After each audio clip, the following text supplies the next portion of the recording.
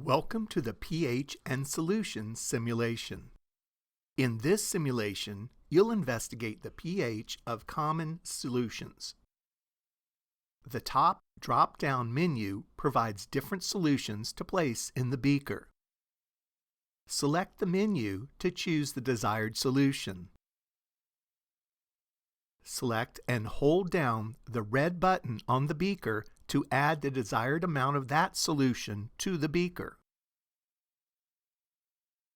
The solution may be diluted with water by selecting the blue button on the water faucet. Choose the green probe on the pH meter and drag the probe to the solution in the beaker to measure the pH of the solution.